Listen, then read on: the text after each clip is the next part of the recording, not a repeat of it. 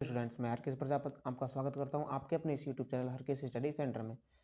तो स्टूडेंट्स, आज की जो हमारी वीडियो है वह कक्षा 10 की जो प्रश्नावली है 6.1 त्रिभुज उसके बारे में होने वाली है। इसमें देखो, सबसे पहले हम क्या करते हैं, हम दो चीज़ पढ़ेंगे, सर्वांग समाकृति और समरूप आकृति। तो देखो, सर्वांग समाकृति क्या होती है? सर्वांग समाकृति में होती है, देखो, समान आकार यानी कि शेप एवं समान आमाप यानी कि साइज। मतलब ऐसी आकृति जिनकी आकार तो समान हो और साथ साथ में आमाप भी समान हो, तो वो कैसी आकृति होती है? सर्वांग समाकृति होती है। जैसे कि देखो भाई, ये सर्किल है एक और एक सर्किल है, दोनों कितने कितने रेडियस के? 2 सेंटीमीटर का ये है और 2 सेंटीमीटर का ये है। इसी प्रकार एक वर्ग ये है और एक वर्ग ये है, ठीक है। ये भी 4 सेंटीमीटर का, ये भी 4 सेंटीमीटर का, ठीक है। देखो, इनके आकार तो समान है, लेकिन क्या है कि इनके साइज भी समान ही है। इस प्रकार देखो, समरूप आकृति क्या होती है? समरूप आकृति होती है कि समान आकार परंतु आमाप का समान होना आवश्यक नहीं, ठीक है। देखो, समरूप का मतलब होता है, देखो, सम और रूप, ठीक है, मतलब समान रूप। मतलब देखो, जैसे भाई एक आकृति ये है, ठीक है, और एक आकृति ये है, तो ये देखो, ये दोनों समरूप हैं लेकिन सर्वांग सम नहीं है। सर्वांग सम का मतलब क्या है कि इसके जो सभी पार्ट्स हैं, मतलब भाग हैं, वो कैसे होने चाहिए? समान होने चाहिए। लेकिन देखो, समरूप में देखो, दिख तो एक जैसे रही है लेकिन इनके आमाप है, जो मतलब साइज है इनकी, वो अलग अलग है, ठीक है।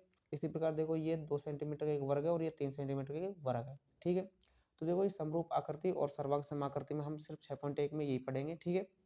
एक बार और बता दो कि सर्वांग सम आकृति में क्या होता है कि इसमें जो वो आकार है वो तो समान रहता ही रहता है, लेकिन इनकी जो साइज है, इनकी माप, वो भी कैसे रहती है? समान रहती है।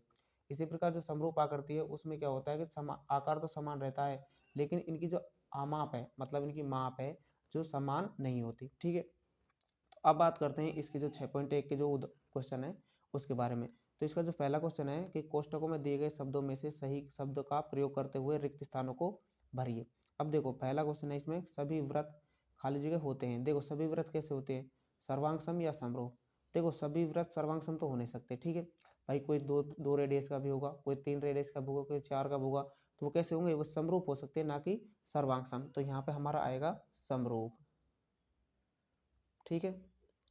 इसके बाद बात करते हैं अगले की। देखो, इसके बाद है सभी वर्ग खाली जगह होते हैं। देखो, सभी वर्ग कैसे होते हैं? देखो भाई, सर्वांग सम तो हो नहीं सकते भाई। कोई 5 सेंटीमीटर का भी होगा, कोई 10 का होगा, कोई 8 का होगा, लेकिन क्या हो, सब समरूप हो सकते हैं, ठीक है। तो इसमें भी क्या होगा? सभी वर्ग कैसे होंगे? समरूप होंगे, ठीक है। अब देखो, सभी खाली जगह त्रिभुज समरूप होते हैं।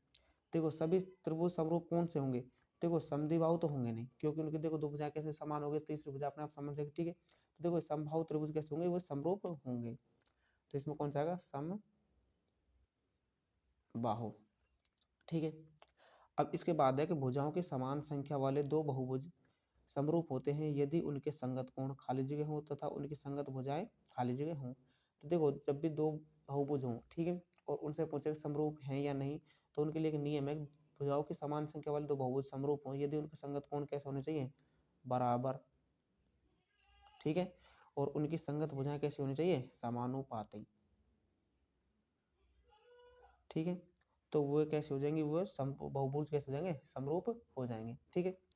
तो देखो, नीचे क्वेश्चन है कि निम्नलिखित युग्मों के दो भिन्न भिन्न उदाहरण दीजिए, ठीक है। देखो, पहला समरूप आकृतियां। देखो, समरूप आकृति कैसे होती है? मैंने बताया कि जिनका आकार तो समान हो लेकिन उनका आमाप कैसा हो? समाप होना आवश्यक नहीं है, ठीक है। तो देखो भाई, यह एक समरूप आकृति बना देते हैं हम यहाँ पे। भाई मान लो ये 3 सेंटीमीटर का है, ठीक है। अब ये एक सर्किल और बना दे हमने, ठीक है। ये कितने का है? ये 4 सेंटीमीटर का, ठीक है। तो देखो, ये क्या है कि इसमें देखो, आकृति तो कैसी है? समान है, लेकिन इनके आमाप कैसे हैं? अलग अलग है, ठीक है। इस प्रकार और बना देते हैं हम, ठीक है।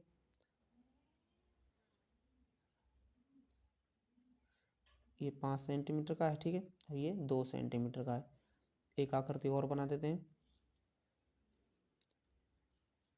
6 सेंटीमीटर और ये 3 सेंटीमीटर, ठीक है। तो ये आकृति समरूप है, ना कि सर्वांग सम, ठीक है। अब देखो क्या करा कि ऐसी आकृति जो समरूप नहीं है, इनकी समरूप नहीं है, ठीक है। तो देखो, ये ले लिया एक सर्किल, ठीक है, और ये क्या होगा? एक त्रिभुज। तो ये कैसी आकृतियां हैं? ये समरूप आकृति नहीं है, ठीक है। मतलब इसके जैसे ये नहीं दिख रही और ना ही इसके जैसे ये दिख रही है, ठीक है। और ले लेते हैं हम, ठीक है, एक ये वर्ग ले लिया, ठीक है, और एक ये आयत ले लिया, ठीक है। तो ये कैसी आकृतियाँ हैं? समरूप आकृतियाँ नहीं है। ठीक है। अब इसके बाद इसका नेक्स्ट क्वेश्चन है कि बताइए कि निम्नलिखित चतुर्भुज समरूप हैं या नहीं। देखो चतुर्भुज समरूप कब होंगे, उसके लिए आपको एक चीज याद रखनी पड़ेगी। ठीक है, दो यानी कि भुजाओं की संख्या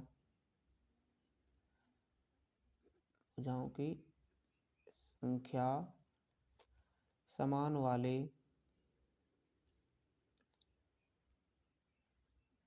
दो बहुभुज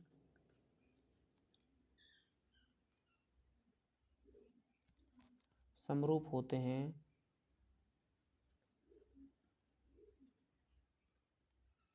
यदि, ठीक है, देखो भुजाओं की संख्या समान होने वाले दो बहुभुज समरूप होते हैं, कब होते हैं? यदि उनके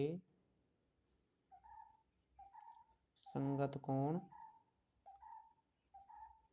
बराबर हों।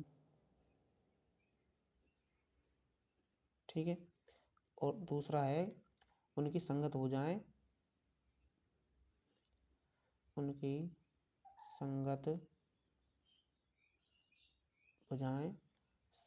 एक ही अनुपात में हो या समानुपाती हो,